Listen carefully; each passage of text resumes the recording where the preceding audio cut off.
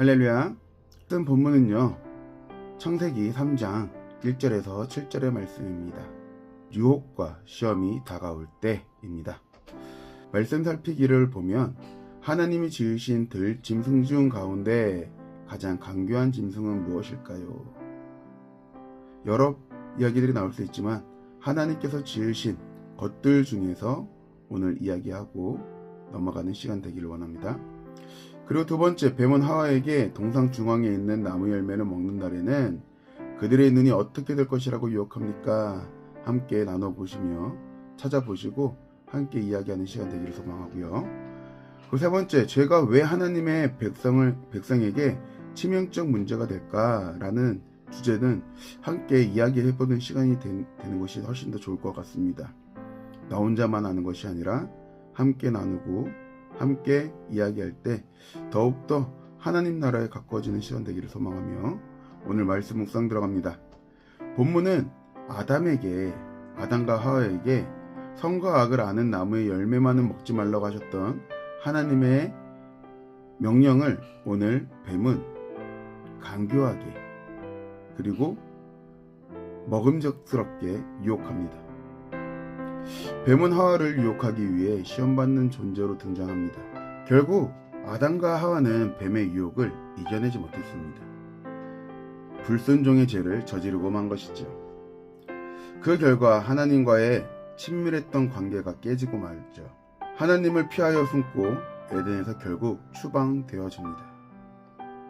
오늘 보면 이 하나님께서 하지 말라고 했던 그 행동 하나, 그게 바로 죄입니다.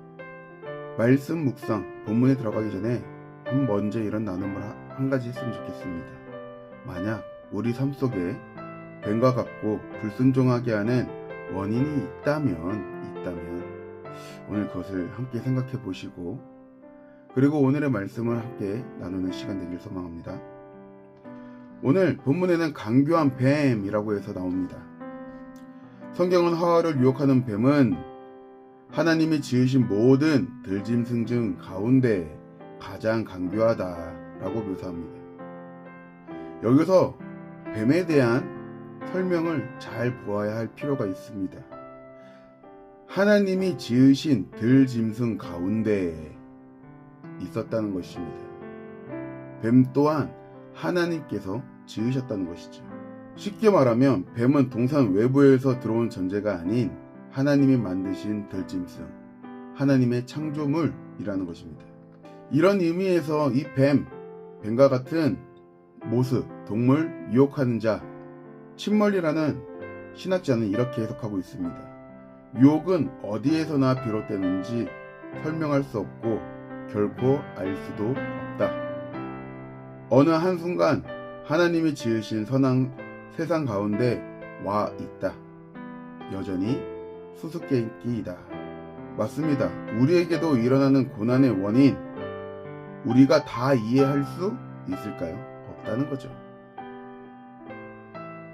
유혹도 다 알 수 없고 분명한 것은 유혹하는 존재가 외부에서 흘러들어온 사람이 아니라는 것입니다. 오히려 내 가까이에 있는 사람, 그리고 세상 속에 항상 내 옆에 그리고 내 주변에 있을 수 있다는 것이죠.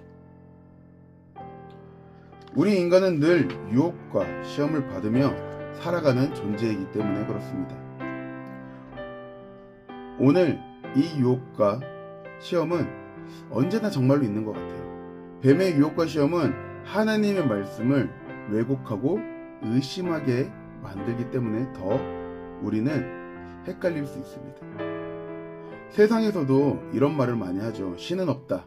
신은 죽었다. 하나님의 전능하심과 살아계심을 의심하고 음해하는 사람들이 많이 있는 것처럼, 근데 더 중요한 것은 그 삶 속에, 그런 이야기 속에 넘어가는 사람들이 많이 있다는 것이죠. 뱀은 여인에게 물어봅니다. 하나님이 정말로 너희에게 동산 안에 있는 모든 나무의 열매를 먹지 말라고 말씀하셨습니까? 뱀의 이 질문은 하나님의 명령을 얼토당토 않게 왜곡하고 있는 것입니다. 하나님은 동산 안에 있는 모든 나무 열매를 먹고 싶은 대로 먹으라고 허락하셨습니다. 그런데도 뱀은 하나님의 뜻을 왜곡하며 상대방에게 의심을 불러일으키기 위한 퀘스천, 물음을 던집니다. 그리고 또한 하나님의 명령을 정면으로 부정하는 뱀은 그 열매를 먹어도 어떻게 돼요? 절대 죽지 않는다라고 단호하게 이야기합니다. 그러면서 하나님의 명령을 가볍게 여길 수 있도록 유도하고 유혹합니다. 유혹을 받은 하와, 그 열매는 어떻게 될까요? 그 전까지는 보지도 않아야 될, 볼 필요도 없었던 그 열매가 이제는 욕망의 대상이 되고 맙니다. 먹음직스럽기도 하고 보암직스럽기도 하고, 그리고 제일 중요한 거, 탐스러워 보였습니다. 탐스럽다. 욕심을 내다는 거죠.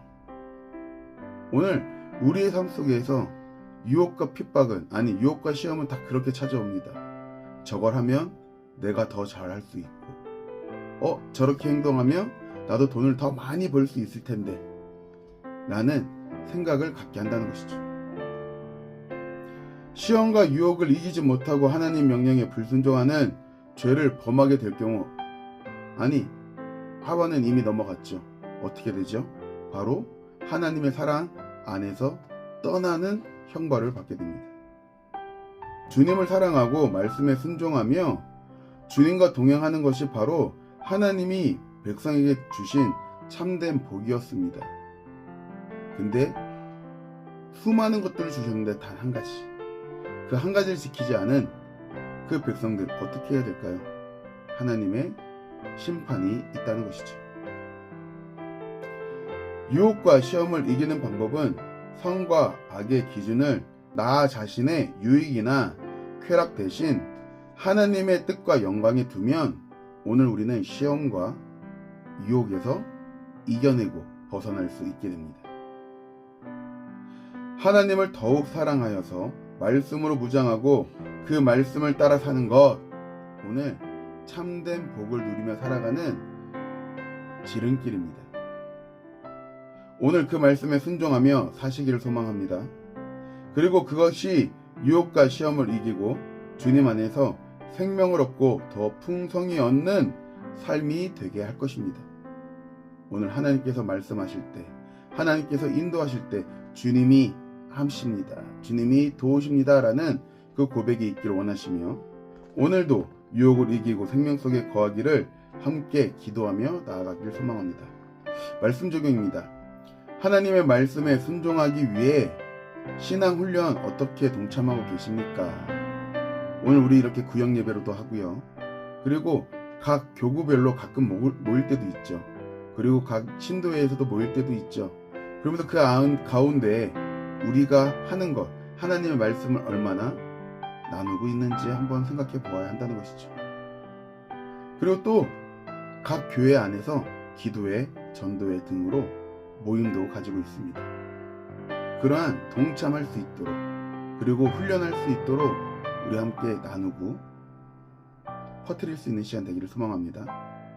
말씀을 읽고 듣고 쓰고 묵상하기 위한 나의 방법을 가족에게, 우리 함께 나누는 가족들에게 소개하기를 바랍니다. 어느 교회에 가니까 말씀 묵상을 하기 위해 필사를 많이 하시더라고요. 우리 교회도 필사를 했었죠. 필사를 함으로써 그 말씀 한 구절 한 구절을 내 마음에 새기고, 그 말씀으로 말미암아 오늘도 나를 살게 하신 그분 하나님을 찬양하는 그런 시간들, 그리고 어떤 마음으로 그 필사를 하셨다면 어떤 마음을 하셨는지 함께 나누는, 예전에 했던 그 필사의 생각을 끄집어내서 함께 이야기하는 시간 되기를 소망합니다. 그리고 감사의 기도로, 그리고 중보의 기도로 함께 기도의 제목을 나누시고요. 오늘 구역 예배를 마치시기를 소망합니다. 감사합니다.